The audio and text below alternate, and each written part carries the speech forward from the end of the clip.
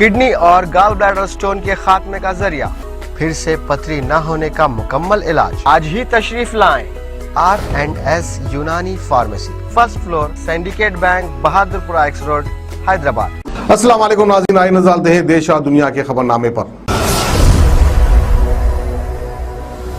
सच news के खबरनामे में आप सबका इस्तकबाल। आज की सबसे बड़ी खबर आ रही है गृह मंत्री अमित शाह की श्रीनगर से, जहां पर सुरक्षा पर हाई लेवल मीटिंग हुई है। शहीद के परिजनों से अमित शाह मिले हैं। अमित शाह ने ट्वीट किया कि जम्मू कश्मीर पुलिस के शहीद जवान परवेज अहमद डार के घर जाकर उन्होंने श्रद्धांजलि दी है। मुझे व देश को उनकी बहादुरी पर गर्व है। उनके परिजनों से गिफ्ट यानी कि भेंट की और पत्नी सरकारी नौकरी देने का वादा करा। मोदी जी ने जो नए जम्मू कश्मीर की कल्पना की है उसको साकार करने के लिए जम्मू कश्मीर पुलिस पूरी तन्मयता से कोशिश कर रही है। अमित शाह ने शहीद इंस्पेक्टर परवेज अहमद के परिजनों से कहा कि पूरा देश आपके साथ है। हम हमेशा जम्मू कश्मीर पुलिस और परवेज अहमद डार के सर्वोच्च बलिदान को याद रखेंगे। इसी साल जून में आतंकियों ने श्रीनगर के नौगाम इलाके में पुलिस इंस्पेक्टर परवेज अहमद डार की हत्या कर दी थी। आतंकियों ने श्रीनगर के नौगाम स्थित कानीपुरा मस्जिद में जाते वक्त अहमद डार पर फायरिंग की थी। इस हमले में डार शहीद हो गए थे। ऐसे में घर वालों के लिए काफी भावुक माहौल था, लेकिन अमित शाह ने पूरे घर वालों को सहानुभूति दी और कहा कि पूरा देश आपके साथ खड़ा है, आपको घबराने की जरूरत नहीं है और जिस तरह से भी हम आपकी मुसीबतें हल कर पाएंगे हम करेंगे।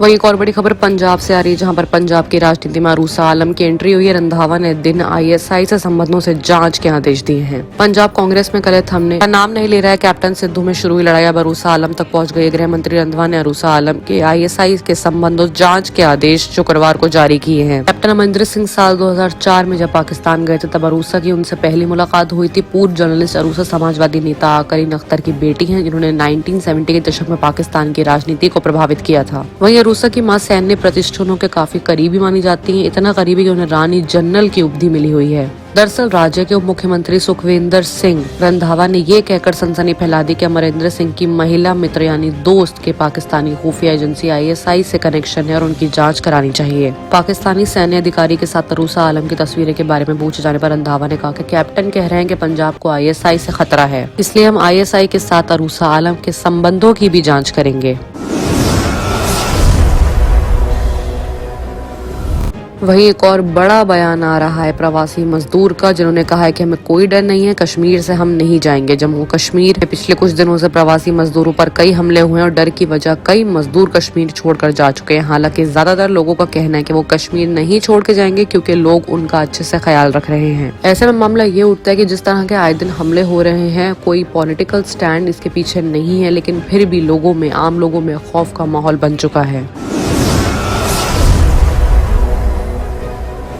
वहीं बात कल हिमाचल प्रदेश की करें तो लाहौल स्पीति में फंसे सभी पर्यटकों को सुरक्षित बाहर निकाल लिया गया है। रेस्क्यू अभियान के दूसरे दिन 60 लोगों को बचाया गया है। भारी बर्फबारी की वजह से 80 लोग लाहौल स्पीति में फंस गए थे, जिसके बाद इन्हें सुरक्षित बाहर निकालने के लिए कदम उठाए गए। मालूम हो रहा है कि आजकल हर जगह ही मौसम खराबी की वजह से कहीं बाढ़ आ रही है तो कहीं बर्फबारी इतनी तेज है कि लोग फंस चुके हैं। वहीं जहाँ कुछ लोग घायल हैं वहाँ कुछ लोगों की जानें भी जा चुकी है। ऐसे में मौसम का एकदम बदलना खासकर उत्तराखंड के लिए काफी मुसीबत भरा माहौल है।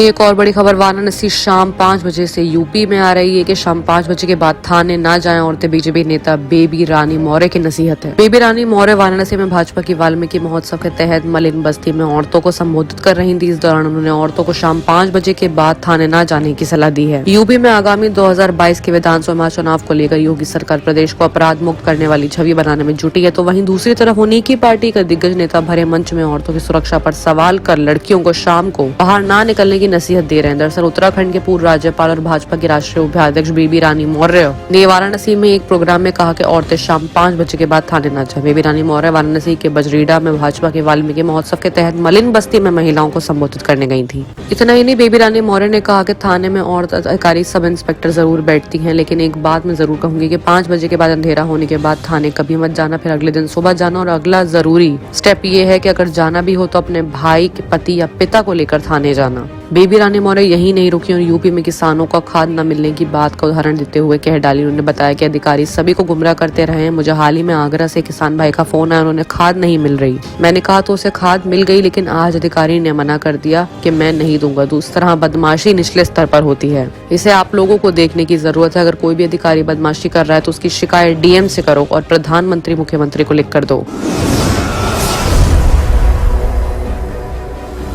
और आइए बात करते हैं इंटरनेशनल खबरों की, जहां पे सबसे बड़ी खबर आ रही है वैसे जहां पर सीरिया में अमेरिकी एयर स्ट्राइक हुआ। अलकायदा का सीनियर नेता मारा गया है। 2 दिन पहले यहां पर अमेरिकी चौकी पर भी हमला हुआ था। अमेरिका सेना की सीरिया में की गई एयर स्ट्राइक में अलकायदा का प्रमुख नेता अब्दुल हामिद अल मतर मारा गया है। जुमे को अमेरिकी सेंट्रल कमांड के प्रवक्ता मेजर जॉन ग्रिम्बोनी ने इस बात की जानकारी दी। उनका कहना है कि अलकायदा के इस बड़े नेता को मारे जाने के बाद दुनिया भर में लोग की साजिश करने और उन्हें अंजाम देने की अलकायदा की क्षमता कुछ कम होगी। अलकायदा लंबे वक्त से हमारे नागरिकों, हमारे देश और हमारे मासूम लोगों को निशाना बनाता आया गया है। सीबी ने कहा है कि एयर स्ट्राइक MQ-9 एयरक्राफ्ट के इस्तेमाल में की गई है। इसमें किसी नागरिक को कोई नुकसान पहुंचने की खबर नहीं है। अलकायदा अमेरिका उसके साथी देशों के लिए खतरा बना हुआ है। अलकायदा सीरिया को एक सुरक्षित जगह के तौर पर इस्तेमाल करता है। यहाँ से दुनिया भर में आतंकवादी हमलों को अंजाम देता है। 2 दिन पहले दक्षिणी सीरिया में अमेरिकी आउटपोस्ट पर हमला हुआ था। रिक्सबी ने ये नहीं बताया कि अमेरिका ने एयर स्ट्राइक इस हमले में जवाब में दी है या देश को सुधारने के लिए की है। उन्होंने ये भी नहीं बताया कि सीरिया के किस इलाके में एयर स्ट्राइक की गई है।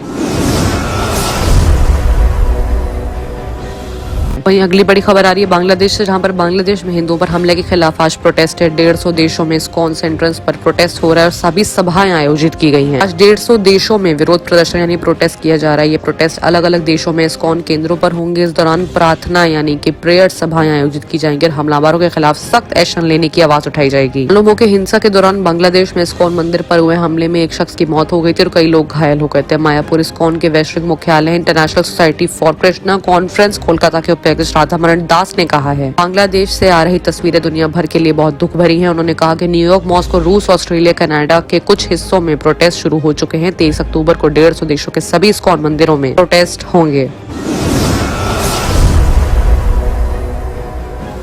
वहीं एक और बड़ी खबर आ रही है तालिबान के दोगलेपन को लेकर, जहां पर अफगान सिखों को दिया ये फरमान कि इस्लाम कबूलो या देश छोड़ दो। हमलों के बाद बड़ी तादाद में सिख भारत रवाना हो चुके हैं। अफगानिस्तान में तालिबान ने अपना दोगला रवैया दिखा दिया है। सत्ता पर कब्जा करने के बाद तालिबान ने मान्यता पाने के लिए सभी धर्मों के साथ लेकर चलने का दावा किया था, लेकिन अब बद से बदतर होते जा रहे हैं। खासतौर पर सिख समुदाय के लिए अफगानिस्तान में रहने पर संकट मंडरा रहा है। रिपोर्ट के मुताबिक तालिबान ने सिखों को ऑर्डर दिए कि वो इस्लाम कबूल कर ले, सुन्नी मुस्लिम बन जाएं, नहीं तो देश छोड़कर वापस चले जाएं। रिपोर्ट्स में आशंका जताई गई है कि ऐसे में देश में नरहंसा का खतरा मंडरा है। तालिबान ने 15 अगस्त को काबुल पर कब्जा कर लिया था, जिसके बाद देश में दहशत का माहौल बना हुआ है। बाकी की तमाम खबरों के लिए देखते रहिए सच न्यूज।